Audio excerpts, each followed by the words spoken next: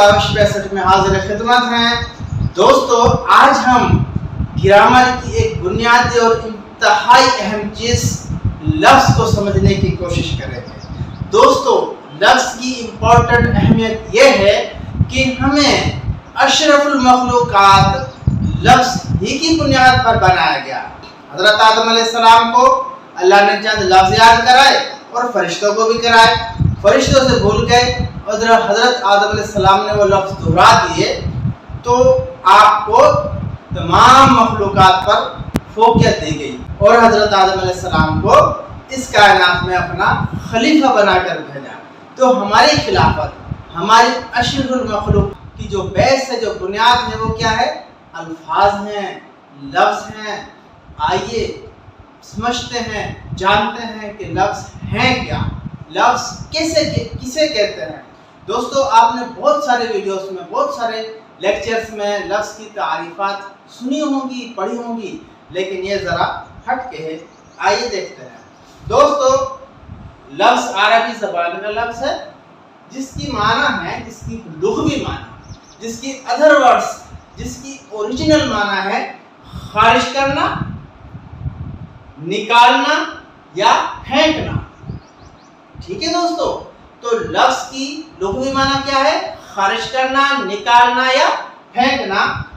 तो अब इसकी हम जब ज़ुबान में माहिर लिसानियात ने फिर इसकी माना इस खारिज होने को, निकालने को, फेंकने को ज़ुबानदानी में ले आए या लिसानियात में ले आए। मुंह से बाहर फेंकना और बात कहना भी लफ्ज़ के मानी में आता है। वो आवाज़ जो मुंह से निकले, कलमा जो जुबान से निकले, बेशतर या मानी, फुकरा, बात, लब और लहजा, कौल को भी लफ्ज़ कहते हैं, वादा को भी लफ्ज़ कहते हैं। भाई अपने लफ्ज़ों पे कायम रहना, हम कहते रहते हैं, बोलते रहते हैं।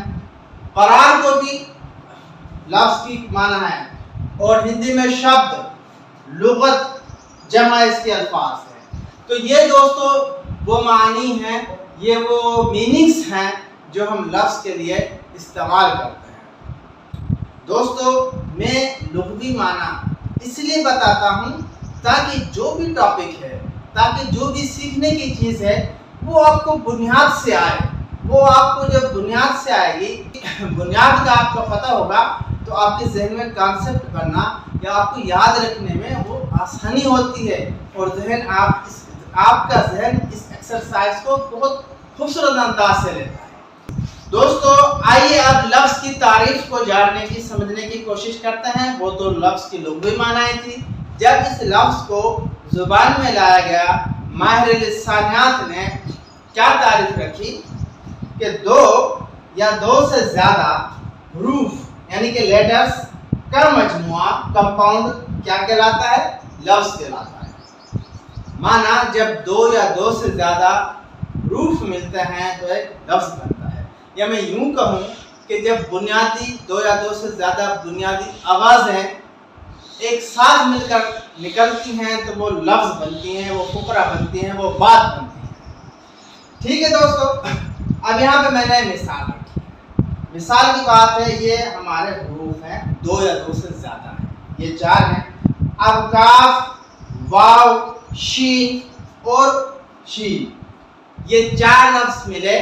जब इनको मिलाया, जब इनको एक साथ इकट्ठे अदा किया तो लफ्ज़ बना कोशिश। क्या लफ्ज़ बना दोस्तों? कोशिश। इसी तरह हा, मीम और दाल, ये तीन हरूफ हैं। जब ये तीन हरूफ मिले तो कौन सा लफ्ज़ बना? हम्द। माना दो या दो से ज़्यादा जब मिलते हैं या उनका मुरक्किब, या मैं दूसरे लफ्ज़ में यूं कहूँ, जब दो या दो से ज़्यादा बुनियादी आवाज़ें एक साथ निकलती हैं, मिलकर निकलती हैं, तो एक लफ्ज़ अदा होता है, एक लफ्ज़ बनता है। इसी तरह दोस्तों देखिए, चे, अलिफ, हमजा, ये अब ये चार हरूफ हैं। ये चार हरूफ मिलकर एक लफ्ज़ बना रहे हैं, चाय। तो दोस्तों एक दफ़ा मैं दोबारा दोहरा दूँ, लफ्ज़ की लुग़वी माना है फेंकना, निकालना, खारिज करना। और ख़ास तौर पर ये متعین کر دیا گیا ہے کہ منہ سے خارج کی، منہ سے نکالی یا منہ سے پھینکی ہوئی آواز کے لیے ہر وہ آواز جو منہ سے نکلی وہ لفظ کہلاتی ہے۔ دوستو، لفظ دو یا دو سے زیادہ حروف کا مجموعہ ہوتا ہے۔